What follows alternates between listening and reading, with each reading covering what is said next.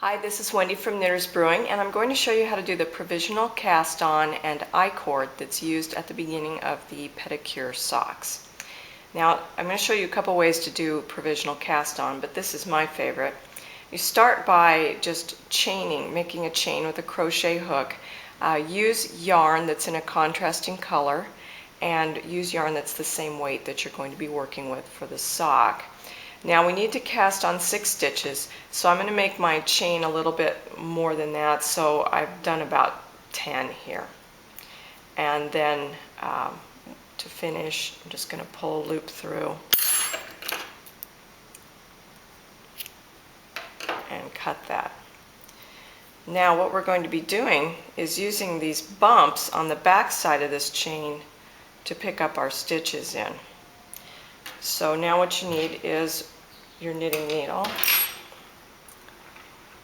and you need your yarn. So what we're going to do is stick your needle in through one of these bumps. They look just like the purl bumps on the back of your knitting. And take your yarn that you're going to be using. The first one's always kind of the hardest. And pop it through like that. Now, move on to the next one.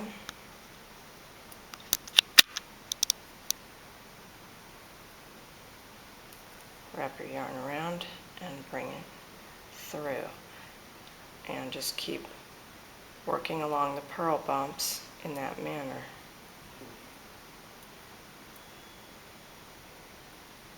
So now I have 3.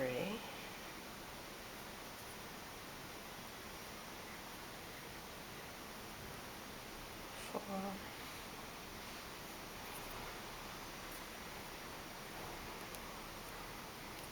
5. And 6. Okay, so here's what it looks like now. I've got my 6 stitches. And now I'm ready to start the I-cord. Now I-cord is a tube. I've heard that the I stands for idiot because it's idiot simple, but I don't know if that's true or not. Alright, so what we're going to do, and this is going to seem a little not so intuitive here, is that we're going to start on this end of the stitches, even though our tail is over on this end. And all we're going to do is knit them, and you just need to make sure that you pull the first one real tight.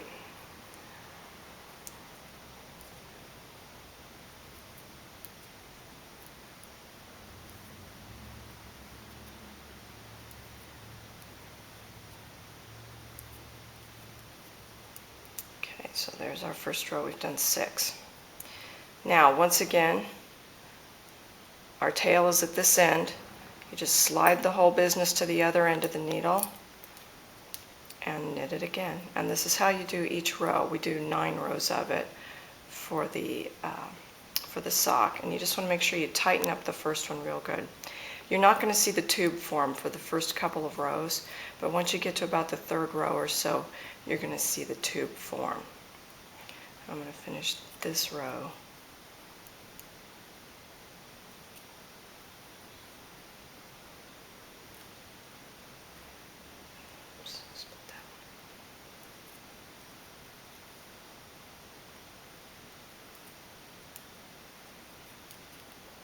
Alright, now it's not quite starting to form yet.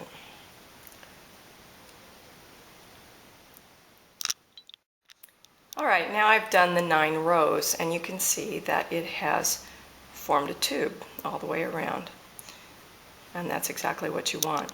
Now at this point, the instructions will tell you to go ahead and from here you build out the top of the toe. And after you do that, it's going to tell you to pick up the provisional stitches at the other end of the needle. And to do that, what you need to do is pull out this provisional stitching that we put in. And if I've done it well, you should just be able to pull this. Voila. And that's going to leave us with live stitches that you can just pick up and put on your needle.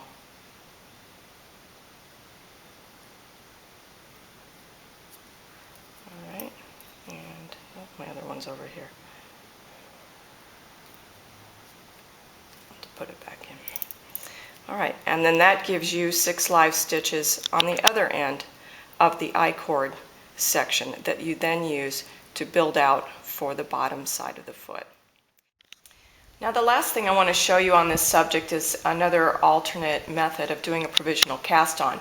If you don't have a crochet hook or don't care for that method, you can simply do this. Just cast on with a different color, cast on 6 stitches, knit just a row, and then switch over to your main color that you're going to be making your sock out of and work from there. Now when you're ready to take your stitches, your provisional stitches out, you won't be able to just pull them out like you can the crocheted provisional stitches, but you can just sort of cut along here and just pick out the colored stitches because they'll be easy to see because they're in the contrasting color. And this will work just as well as the other method.